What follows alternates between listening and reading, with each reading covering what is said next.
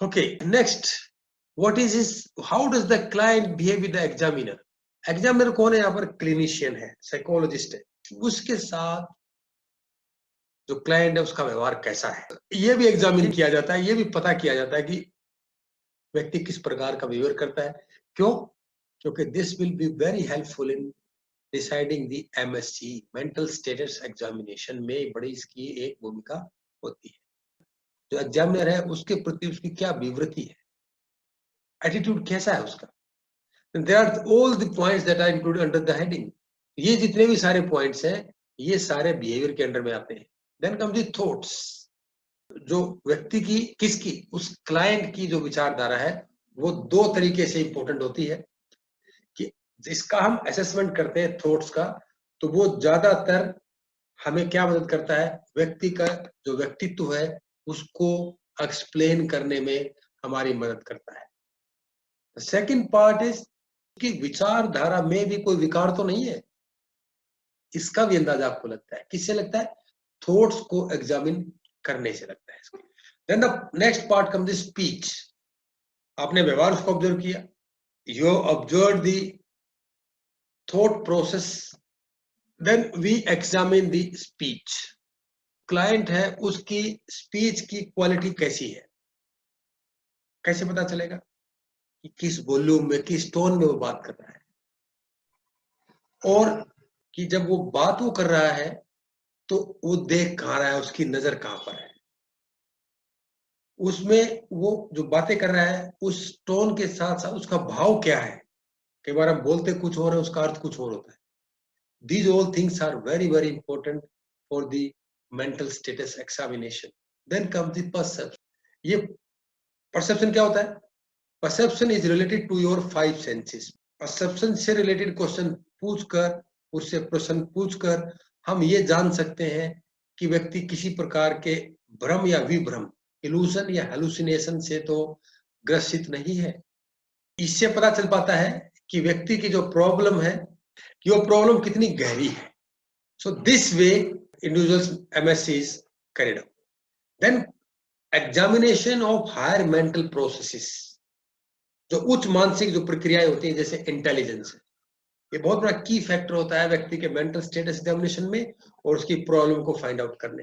We use various tools, जैसे Bhatia battery हो गई, वेस हो गया, स्टैंडर्ड प्रोग्रेसिव मैट्रिक्स हो गया। The intelligence is assessed, and इसका रोल क्या होता है कि इंटेलिजेंस के माध्यम से हमें ये पता चल पाता है कि व्यक्ति अपने सराउंडिंग के साथ, अपने आसपास के लोगों के साथ उसका इंटरेक्शन है वो किस लेवल का है। Then comes the memory.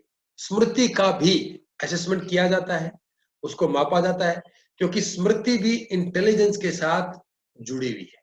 यूं कह ले कि स्मृति का इंटेलिजेंस के साथ चोली दामन का साथ होता है। स्मृति आपके जो ब्रेन का जो फंक्शनिंग है उसके बारे में भी हमें सूचना देती है। It helps in assessing the disturbance in the brain function. Then the attention. Attention के माध्यम से भी हम व्यक्ति की जो मानसिक प्रक्रिया कैसे चल रही है उसका अंदाजा हम लगा सकते हैं। देखो ना, कई बार क्या होता है, क्लास ले रहे होते हैं बच्चे, ऐसे सोचते हैं, चले जाते हैं, गायब हो जाते हैं, क्लास से गायब होते हैं, बैठे क्लास में लेकिन बाहर हो जाते हैं। That helps in assessing the individual's brain health, brain functioning. Concentration, ये भी एक अटेंशन जैसा ही पार्ट है। हमने जैसे बताया कि कंसंट्रेशन भी, आप कितनी देर तक किसी एक पॉइंट पर, किसी एक वस्तु पर कितनी देर कंसंट्रेट कर सकते हो, that also indicates your brain functioning. तो बहुत ज्यादा जिन व्यक्ति के अंदर प्रॉब्लम्स होती हैं वो लंबे समय तक कंसंट्रेट नहीं कर पाते हो। देन कम्स द इनसाइट, अंतर्दृष्टि किस प्रकार की है। तो कई बार कहता है ना कि यार मेरे अंदर से आवाज आ रही है, अंदर से आवाज आने का मतलब होता है अंतर्दृष्टि, इनसाइट। और इनसाइट का होना यह दर्शाता है कि व्यक्ति स्वयं को, अपने आप को, आसपास के एनवायरनमेंट को, या एनवायरनमेंट में जब हम एक दूसरे के साथ आसपास के एनवायरनमेंट में कम्युनिकेट करते हैं उनको समझ रहा है, और साथ साथ में उनसे निकलने वाले भाव को समझ रहा है। इनसाइट का मेन मतलब ये है, जैसे आपने कोई बात कह दी, यार आज मौसम खराब है। अब इस खराब मौसम का जो भाव है इसका मतलब ये है कि there are chances of rain. अब खराब का मतलब ये नहीं होगा कि मौसम में कोई और ही कोई बहुत मोटी खराबी आ गई है। So that is the insight. अब उसके बाद होता है साइकोलॉजिकल एग्जामिनेशन। हमने केस हिस्ट्री तैयार की, मेंटल स्टेटस एग्जामिनेशन उसका तैयार कर लिया। अब होता है साइकोलॉजिकल एग्जामिनेशन। साइकोलॉजिकल एग्जामिनेशन में क्या होता है, एक फॉर्मेट होता है।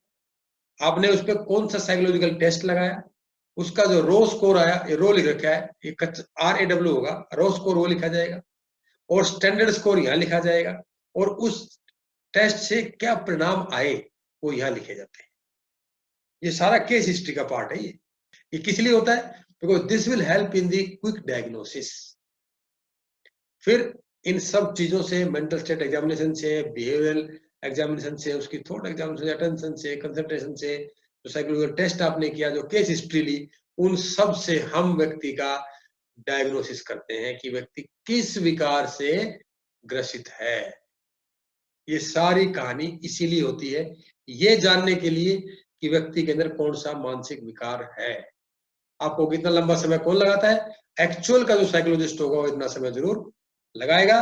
और फिर आता है प्रोग्नोसिस। प्रोग्नोसिस का मतलब ये होता है, जब आपको पता चल गया कि व्यक्ति इस विकार से ग्रसित है, उसको ये प्रॉब्लम है, तो आप क्या करोगे, तब आपको उसकी तैयारी करोगे कि उसको कौन सी टेक्निक, इंटरवेंशन देनी है जिसके माध्यम से उसको इस विकार से छुटकारा पाया जा सके।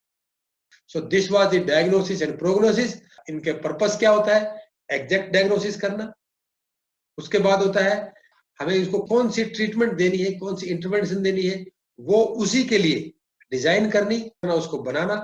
फिर थेरापी जो देंगे हम, इंटरवेंशन देंगे, उसका प्लान करना, और आखिर में फिर हमें उसको इंटरवेंशन देना उसको।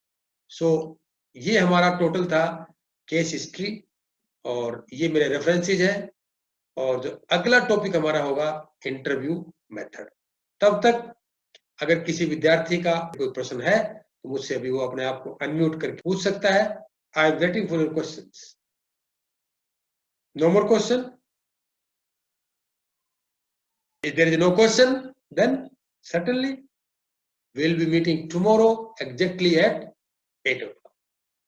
तब तक के लिए